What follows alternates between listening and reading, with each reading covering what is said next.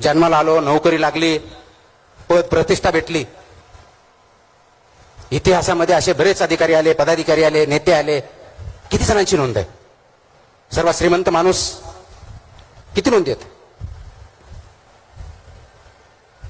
सर्वात मोठा वॉरियर किती नोंद आहेत?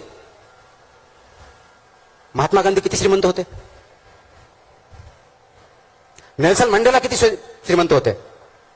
डॉक्टर बाबासाहेब आंबेडकर कोणते मोठे बंगले होते? शिवाजी महाराजांनी स्वतःचे असे किती बंगले बांधून त्याच्यात राजवाडे तयार केले होते? त्यांना आपण का विसरत नाही? जगाच्या इतिहासावरती, आपल्या काळजावरती त्यांचं नाव का कोरले गेलेली आहेत? का आपण फक्त बिल गेट्स आणि यांचंच नाव घेऊन पुढे जातोय का?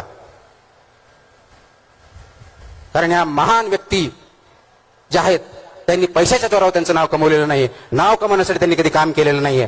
त्यांनी आपल्या काळजावर ठसा उमटला तो समाजामध्ये दिलेल्या देणगीसाठी आणि समाजाला उच्च प्रतिमा येण्यासाठी केलेल्या कष्टामुळे आपण केलेला आहे.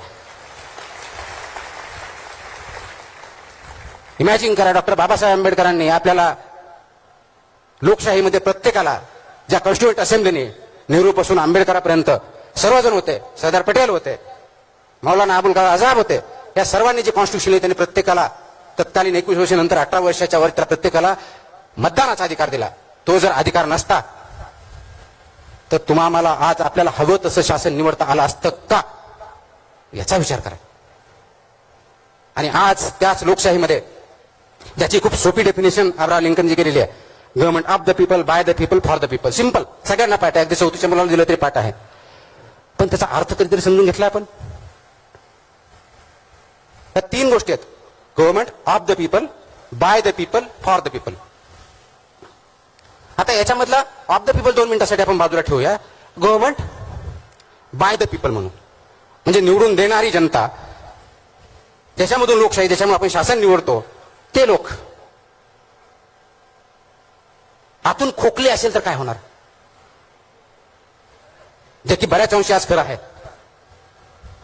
आतला जो खोकलेपणा आहे ते मतदार आहेत, तो तुम्ही आणि मी आहोत. जे हॉलोनोस आहे हे मतदार आहोत आपण. जी डेमोक्रेसीचा राईट, फ्रँचाईज म्हणतो त्याला, मतदानाचा अधिकार वापरत आहोत. खोकला आहे आपल्यामध्ये, कोणतीही नक्कीमत्ता नाही आहे, कोणताही विचार नाही, जिकडे फ्लो चाललाय तिकडे चाललोय, ओंठ्या सटका. आणि त्याच्या आधारावरती ही लोकशाही, हे शासन, आपण कोणतंही जे असेल, मी पार्टीबद्दल बोलत नाही, मी लोकशाही आणि शासन या पद्धतीबद्दल बोलतोय. ज्या खोकल्या विचारांनी जर आपण निवड केली तर ते शासन, ती लोकशाही कुणासाठी असेल? तिसरा प्रश्न आहे. Government of the people, by the people, for the people, त्या खोकल्या लोकांसाठीच असेल